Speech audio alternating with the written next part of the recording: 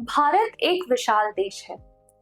इस टॉपिक में हम ये समझेंगे कि भारत विशाल होने के साथ अपने आस पड़ोस के देशों के साथ और पूरे वर्ल्ड के साथ किस तरह से जुड़ा हुआ है ज्योग्राफिकली और culturally. Hello everyone, I am Preeti Shukla and welcome back to फ्यूकी एजुकेशन। अब हम नया टॉपिक स्टार्ट करने जा रहे हैं हमारे चैप्टर 1 ज्योग्राफी का, जो कि है इंडिया साइज एंड लोकेशन, जिसमें मैंने टॉपिक को सब डिवाइड किया है India and the world and India's neighbouring country. तो हमें ये चीज बहुत अच्छे से पता है कि इंडिया एक बहुत ही इंपॉर्टेंट, सिग्निफिकेंट, प्रोमिनेंट, जो भी आप बोल सकते हो, वो पोजीशन पूरे वर्ल्ड में होल्ड करता है। ठीक है, आपने अपने पुरानी क्लासेस में भी पढ़ा होगा कि how India is very significant for the whole world. And even अगर आपको आज भी थोड़ी बहुत नॉलेज हमारे वर्ल्ड के पोजीशन पे होगी तो आपको पता होगा कि इंडिया इस वक्त कितना इम्पोर्टेंट डिप्लोमेटिक टाइज होगा, नेशनल पोजीशन होगा, सिक्योरिटी में होगा, सोवरेनिटी में होगा, तो कितना स्ट्रॉन्ग पोजीशन होल्ड करता है वर्ल्ड में, साउथ एशिया में, सब जगह। ठीक है, अपने नेबरिंग टाइज के साथ भी और पूरे वर्ल्ड के साथ भी। ठीक है, तो हम हमारे प्यारे भारत की बात कर रहे हैं। हम हमारे प्यारे भारत की बात किसके साथ कर रहे हैं? नेबरिंग कंट्रीज के रिस्पेक्ट में कर रहे हैं और पूरे वर्ल्ड के रिस्पेक्ट में कर रहे हैं। ठीक है, so let's start. India and the world. हमने लास्ट सेगमेंट में पढ़ा था कि India is the 7th largest country in the world, holding around 2.4% of the world's total geographical area. Right, अब हम ज्योग्राफी पढ़ रहे हैं तो हम लोग बिल्कुल ज्योग्राफिकल स्पेसिफिक ही पढ़ेंगे। राइट, तो हम इंडिया के लोकेशन में अगर देखते हैं तो हम लोग इंडिया के बारे में ये समझते हैं कि हमारे इंडिया के पास ज्योग्राफिकल फीचर्स तो बहुत ही भर के। राइट, हम अपने नेक्स्ट चैप्टर में जब हम स्टार्ट करेंगे, नेक्स्ट चैप्टर, सेकंड चैप्टर, तो उसमें हम समझेंगे कि कितने अनोखे फीचर्स इंडिया के पास है, हमारे भारत के पास है। ठीक है, तो ये सब तो एक अलग साइड में रख दो, geographical features. But India is the 7th largest country, stands here. ठीक है, 3.28 मिलियन स्क्वायर किलोमीटर हमारा एरिया था, इफ यू रिमेम्बर। ठीक है, तो ये एक चार्ट है कंट्री का। ठीक है, और इसमें ये बहुत इंपॉर्टेंट है, इस ऑर्डर को याद रखना कि सबसे बड़ी कंट्री कौन सी है। फर्स्ट नंबर पे है रशिया, देन सेकंड नंबर पे है कनाडा, थर्ड नंबर पे है यूएसए, फोर्थ पे है चाइना, फिफ्थ पे है ब्राजील और सिक्स्थ पे है ऑस्ट्रेलिया।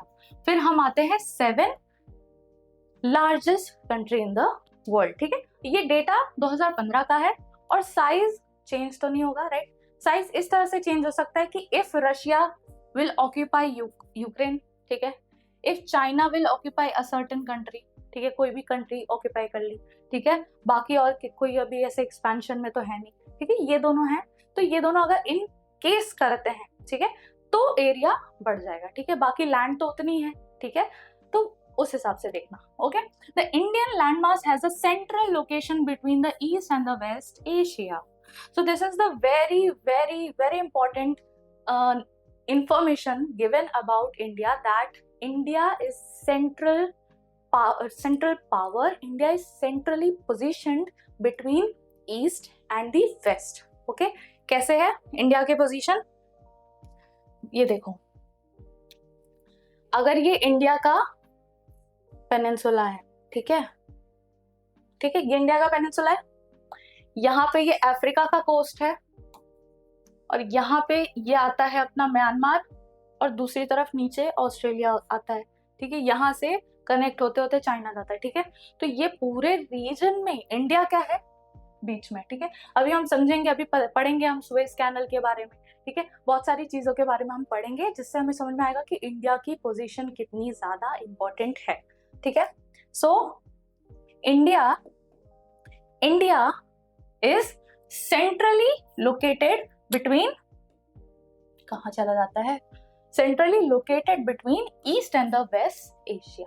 ठीक है, ईस्ट वेस्ट एशिया के बीच में एक कनेक्टिंग पॉइंट, एक ब्रिज जैसा बैठा हुआ है हमारा प्यारा भारत। Okay, now the trans Indian ocean route which connect the countries of Europe in the west to the countries of East Asia। ठीक है, अभी मैंने बताया ये जो पेज अभी ऐड किया था कहाँ चला गया, ये जो पेज ऐड किया हमने, इसमें अभी मैंने बताया, तो अगर ये हमारा यूरोप है, ठीक है, यूरोप है हमारा, मतलब हाँ ठीक है पूरी दुनिया हमारी ही है, तो यूरोप भी हमारा समझो, ठीक है, तो यूरोप है ये, ठीक है, इस तरफ चाइना है, जापान है, ये पूरा रीजन ऑस्ट्रेलिया है, ठीक है, तो अगर इनको ट्रेड करना है तो वो यहाँ से ट्रेड करते हैं इस एरिया के थ्रू, ठीक है, इनको ट्रेड करना है अगर इन लोगों को, तो लोग यहाँ से ट्रेड करेंगे, ठीक है, क्योंकि पैसिफिक ओशन को पार करना बहुत ज्यादा कॉस्टली हो जाता है, बहुत लॉन्ग रूट हो जाता है, ठीक है, पर यहाँ पे क्या होता है, अब पैसिफिक ओशन को अगर पार करना है तो बीच में कोई कंट्री नहीं है, कोई आइलैंड नहीं है, कुछ नहीं है ज्यादा, ठीक है, तो आपको अगर अपने शिप को, अपने कैरियर्स को लेके जाना है तो कहीं तो रेस्ट करना पड़ता है ना, किसी पॉइंट पे जाके रेस्ट करना होता है, ठीक है, तो इंडिया का जो ये ओशन वाला रूट है, ये पूरा एरिया, ये रीजन पूरा बहुत इंपॉर्टेंट रोल प्ले करता है ये सब सर्विसेज प्रोवाइड करने में। जैसे यहाँ से कोई शिप निकली है तो वो पहले यहाँ पे रुक जाएगी अफ्रीका के कोस्ट पे, फिर इंडिया के कोस्ट पे रुक जाएगी, फिर थोड़ा और दूर जाएगी तो यहाँ तक अगर जाना हो तो यहाँ अंडमान है, अंडमान पे रुक जाएगी, फिर उसके बाद यहाँ से दूसरी तरफ जाएगी, ठीक है, तो रेस्ट करते करते जैसे हमारी ट्रेन्स चलती हैं, ठीक है, हमारी कनेक्टिंग फ्लाइट्स चलती हैं, ठीक है, ठीक उसी तरह से शिप्स भी चलती हैं, और ये ट्रेड में बहुत इंपॉर्टेंट रोल प्ले करते हैं। समझ में आ रहा है, क्लियर है, ठीक है, तो इंडिया की पोजीशन सेंट्रल है और वो एक एरिया को दूसरे एरिया से इकोनॉमिकली कनेक्ट करता है, क्लियर है, तो ये इंपॉर्टेंस अभी हमने समझी, ठीक है, तो कंट्रीज ऑफ ईस्ट एशिया को कंट्रीज ऑफ वेस्ट एशिया और वेस्टर्न वर्ल्ड से कनेक्ट करने का काम हमारे इंडिया की स्ट्रैटेजिक लोकेशन करती है, क्लियर है, this provide a strategic central location to India, ठीक है, इट इज अल्टीमेटली, मैंने अभी बता दिया है वेल सेट की इंडिया का लोकेशन क्या है, वेरी स्ट्रैटेजिक। क्वेश्चन आ सकता है कि how India holds a strategic location, how India holds a strategic importance, ठीक है, तो हाउ विल यू से, यही सब है, क्योंकि ये लोकेशन बहुत सेंट्रल है, ये क्या करती है, एक एरिया को दूसरे एरिया से ब्रिज करती है, ठीक है, ये एरिया, ठीक है, और इंडिया यहाँ पे बहुत इंपॉर्टेंट रोल प्ले करता है, ठीक है, let's move to the next. No other country has long coastline to the Indian Ocean as India. अब इंडिया की जो ये कोस्ट है ना, ये तुम लोग खुद ही देख सकते हो, सभी लोग देख सकते हो कि कोई भी एक पर्टिकुलर कंट्री की इतनी ज्यादा कोस्टलाइन नहीं है, अगर कोई भी कंट्री होगी तो इतनी ही होगी, छोटी छोटी कंट्रीज हैं, ठीक है, ये यमन का है, ये ओमान का है, यहाँ पे सोमालिया का होगा, ठीक है, ऐसे ऐसे करके छोटे छोटे म्यांमार का है, इतनी कोस्टलाइन है, लेकिन इंडिया की सबसे ज्यादा लंबी कोस्टलाइन है, ठीक है, और आप खुद सोचो कि across the world, in the whole world there is no ocean, there is only one ocean which is named after a particular country, that is Indian Ocean, ठीक है, Indian Ocean is the only ocean which is named after a country because this region has the Indian Peninsula with the longest coastline, getting it, और इसी के वजह से India बहुत ज्यादा important role play करता है।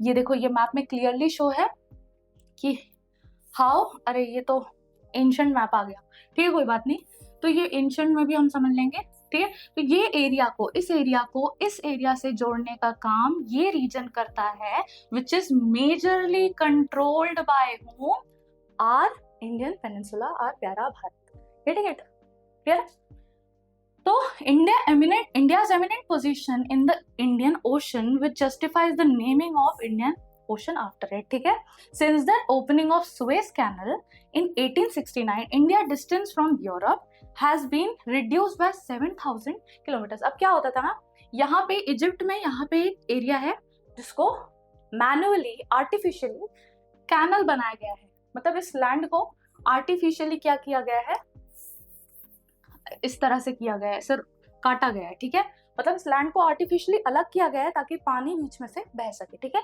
ताकि ये रीजन, यहाँ पानी अगर रहेगा तो शिप यहाँ से मूव कर पाएगी। अर्लियर क्या होता था कि अगर यूरोप को इंडिया तक आना है, ठीक है, यूरोप को चाइना तक जाना है, यूरोप को यहाँ तक जाना है, ऑस्ट्रेलिया तक, तो they have to cross this particular region of African peninsula, Africa का पूरा एरिया, ठीक है, ये पूरा कोस्ट अफ्रीका का, लेके जाना पड़ता था, तब आके ये लोग इंडिया में आते थे, ठीक है। But now what, reduced by 7,000 kilometres. That means अब डायरेक्टली यहाँ से आएंगे। अपन शॉर्टकट ढूंढते हैं ना, यार वो वाला रूट क्यों ले लिया, यहाँ से अपन 2 गली छोड़ के घूम जाएंगे तो पहुंच जाएंगे, इतना लंबा रूट लेने की क्या जरूरत थी, right. So that exactly what happened here. उन्होंने एक नया रूट बना दिया जिसकी वजह से जो डिस्टेंस था वो 7,000 किलोमीटर से कम हो गया, ठीक है। अब जल्दी तुरंत पहुंच जाते हैं, ठीक है।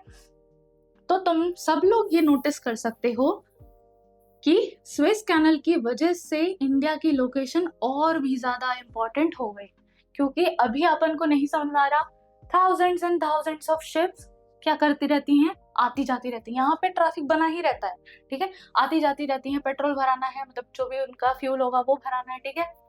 सारे फ्यूल्स के लिए यहाँ पे रुकेंगे, यहाँ पे रुकेंगे, अंडमान में रुकेंगे, ठीक है, रीजन्स में रुकेंगे, रेस्ट करेंगे, तो वहां का सामान भी लेंगे, ठीक है। तो इससे इकोनॉमी और ट्रेड प्रॉस्पेरिटी में जाता है, ठीक है। तो ये इंडिया की बहुत इंपॉर्टेंट लोकेशन है और इंडियन ओशन नाम रखा है, जिसकी वजह से इंडिया का एक, जैसे होता है ना, अपने अपने नाम से कुछ हो जाता है ना, तो एक अलग अपने अंदर आ जाता है कि हाँ ये थोड़ा सा ना ये मेरा है, ठीक है। तो इंडिया का ये इंडियन ओशन लिखाने का नाम क्या हो जाता है, इंडिया के अंदर एक ये फीलिंग आती है, भारत के अंदर एक ये फीलिंग आती है कि ये रीजन जो है वो इंडिया का, ठीक है। और इंडिया का वैसे भी कंट्रोल ज्यादा है यहाँ, ठीक है, समझ में आ रहा है, यही चीज इसमें दी गई है। Now next, the land routes are much older than the maritime contact, ठीक है। अब जो इंडिया के मैरीटाइम कॉन्टेक्ट, ये जो कोस्ट से इधर उधर जाने वाला पोर्ट वाला काम होता है, वो थोड़ा नया है, लैंड रूट्स उससे ज्यादा पुराने, ठीक है। कई बार हमने देखा है ना, बहुत सारे जो इन्वेडर्स आए हैं इंडिया में, ठीक है, तो वो कहाँ से आए हैं, नॉर्थ से आए हैं, ये नॉर्दर्न रीजन है, यहाँ से सब लोग आए हैं, ठीक है। और नॉर्दर्न इंडिया में ही अपन देखते हैं ना, बहुत सारे वॉर्स हो गए, ठीक है, बहुत सारे इन्वेड, दिल्ली सुल्तान कैसे आए थे, मुगल्स कैसे आए थे, ठीक है। तो ये जब हम लोग देखते हैं यहाँ पे बहुत सारे वॉर्स हो रहे हैं, बहुत ज्यादा यहाँ पे डायनेस्टिक रूल्स आ रहे हैं, इन्वेडिंग हो रहे हैं, तो वो क्यों हो रहे हैं, क्योंकि लैंड रूट्स की वजह से, ठीक है। इस तरफ से लैंड रूट बहुत अच्छे थे इंडिया के, जिस वजह से यहाँ पे कोई भी आराम से आ जाता था, ठीक है। लेकिन उसी वक्त पानी के इतने बड़े रीजन को क्रॉस करने के लिए उतना ज्यादा टेक्नोलॉजी, उतना ज्यादा रिसोर्स नहीं था, जिसकी वजह से जो मैरीटाइम कांटेक्ट है हमारे, वो कम ऐसे नहीं थे कि खत्म ही थे मैरीटाइम कांटेक्ट हमारे इंडस वैली सिविलाइजेशन से हैं, मेसोपोटामिया से ट्रेड करते थे हम लोग, ठीक है। तो वो मैरीटाइम कांटेक्ट तो हमेशा से रहे, ठीक है, लेकिन उतने ज्यादा नहीं थे जितने अब हैं। अब लैंड रूट्स का वैल्यू थोड़ा सा कम है और मैरीटाइम का वैल्यू सबसे ज्यादा है। आप लोग देखते होंगे कंटेनर्स में बहुत सारा बहुत ज्यादा लेवल पे अपन स्टोर कर सकते हैं और उसको एक जगह से दूसरी जगह पहुंचा सकते हैं। तो कंटेनर शिप्स आर ह्यूज, और वो लोग एक, मतलब वो शिप एक बार में कितने टन्स एंड टन्स ऑफ सामान को एक जगह से दूसरी जगह पहुंचा सकते हैं, getting it. So land routes हमारे ओल्ड हैं, लेकिन आज प्रेजेंट टाइम पे क्या है, मैरीटाइम रूट्स हमारे ज्यादा इंपॉर्टेंट है। बट हम लैंड रूट्स के बारे में थोड़ा समझते हैं, क्या है।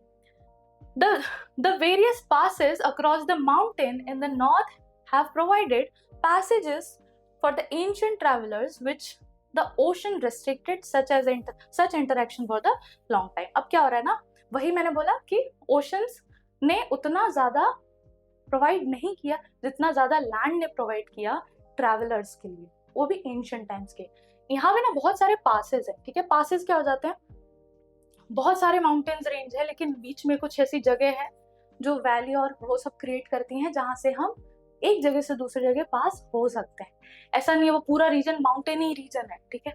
कुछ ऐसे रीजन है जहाँ पे आप एक जगह से दूसरी जगह आसानी से थोड़ा पहुंच सको, क्योंकि बहुत बड़े पहाड़ों को पार करना मुश्किल हो जाता है, राइट। लेकिन कुछ थोड़े से निचले हिस्से हो तो उस पर क्रॉस किया जा सकता है। तो ऐसे बहुत सारे पासेस हैं जिसकी वजह से क्या है, यहाँ पे आना और यहाँ से जाना इजी पड़ता है, ठीक है। These routes have contributed in the exchange of ideas, commodities since ancient time। अब ये जो रूट है, इन्हीं को सिल्क रूट अगर आप पढ़ोगे आगे, silk route was the very important route in the ancient time, जो कि यहीं कहीं से पास होता था, इंडिया से जुड़ा हुआ था और ट्रेड हुआ करता था उसमें, ठीक है। तो ये एंशियंट रूट जो है वो आइडियाज, कल्चर को, ठीक है, गुड्स को, ट्रेड्स को, ट्रैवलर्स को, सबको एक्सचेंज करते हैं, ठीक है। और आज के वर्ल्ड में, अपने ग्लोबलाइज्ड वर्ल्ड में भी यही तो हो रहा है, राइट। हम सिर्फ गुड्स एक्सचेंज थोड़ी करते हैं, हम आइडियाज, हम कल्चर, हम एजुकेशन, सब कुछ क्या कर रहे हैं, एक जगह से दूसरी जगह ट्रेड करते हैं, एक दूसरी जगह एक्सचेंज करते हैं, गेटिंग इट। तो ये जो हम अभी पढ़ रहे हैं इंडिया का पूरे वर्ल्ड के साथ कनेक्शन, वो यही है क्या, कि हम पूरे वर्ल्ड के साथ कनेक्टेड हैं एंशिएंट टाइम से लेके मॉडर्न टाइम तक। और वो क्यों, हमारे स्ट्रैटेजिक ज्योग्राफिकल पोजीशन की वजह से, getting it. Now the ideas of Upanishads, Ramayanas, the story of Panchatantra, then उसके बाद इंडियन न्यूमरल्स, डेसिमल सिस्टम, ये सारे जो है, अगर ये सब other parts of the world तक पहुंचा है, ठीक है, अगर वर्ल्ड तक पहुंचा है, ठीक है, तो वो क्यों पहुंचा है, because of the relationships with other countries, ठीक है। पूरे वर्ल्ड के साथ जो हमारा रिलेशनशिप रहा है, उसकी वजह से ये सारे आइडियाज ट्रैवल कर पाए from the ancient time to the recent modern times, okay.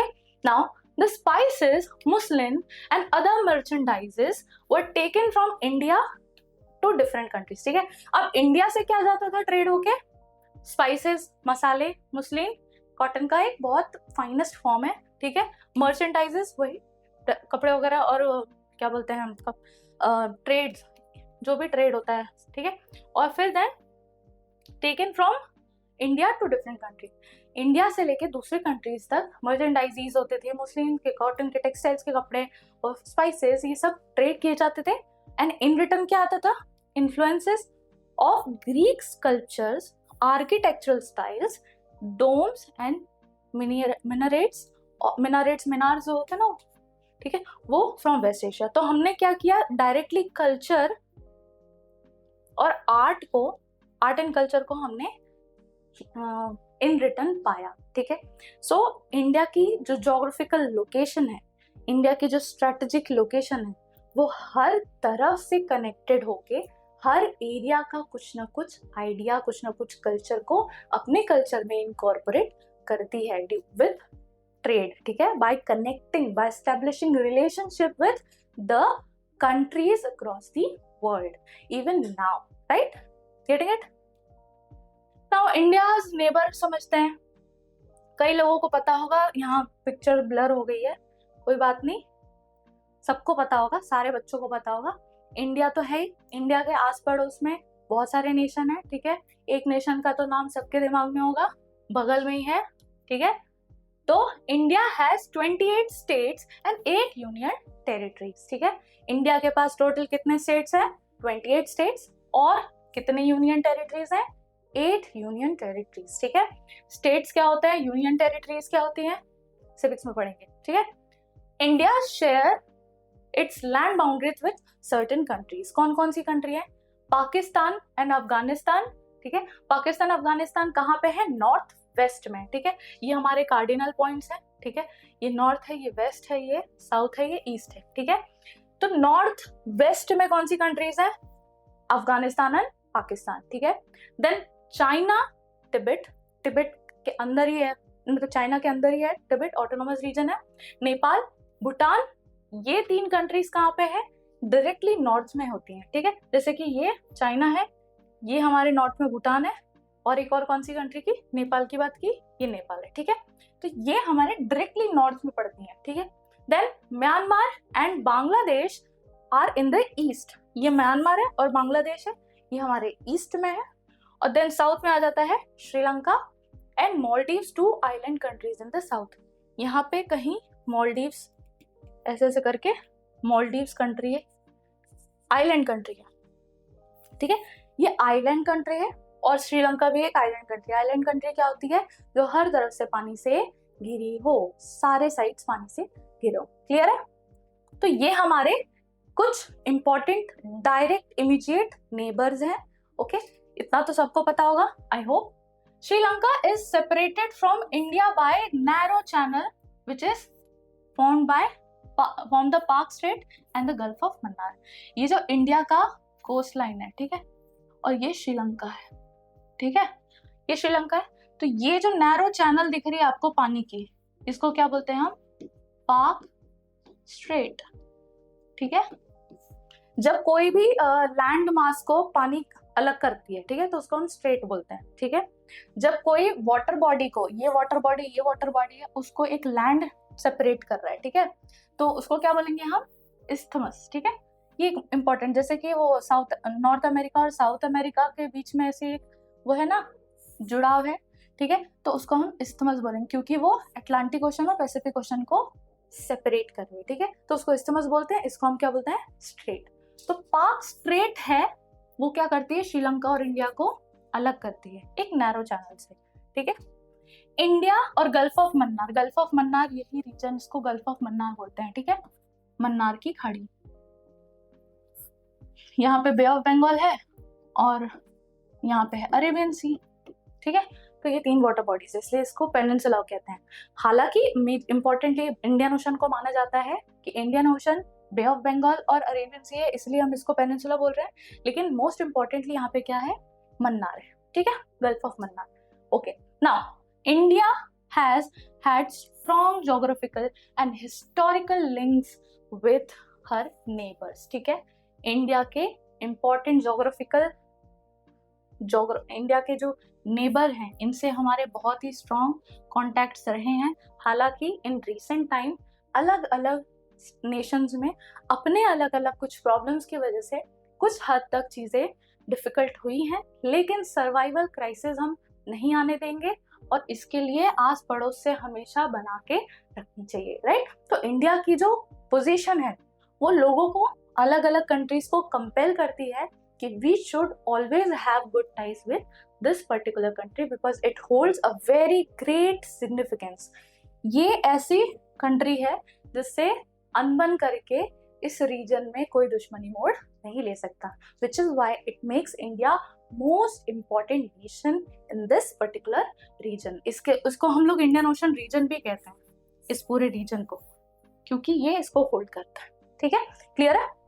तो इसी के साथ हम ये टॉपिक यहाँ पे खत्म करते हैं और मैं ये कहना चाहूंगी कि भारत अपने पड़ोसी देशों के साथ मिलके, हमारे नेबरिंग कंट्रीज के साथ मिलके एक बहुत स्ट्रॉन्ग रिलेशनशिप स्टेब्लिश करता है, जो कि इस पूरे रीजन के लिए कल्चरली, सोशली और इकोनॉमिकली बहुत इंपॉर्टेंट रोल प्ले करता है।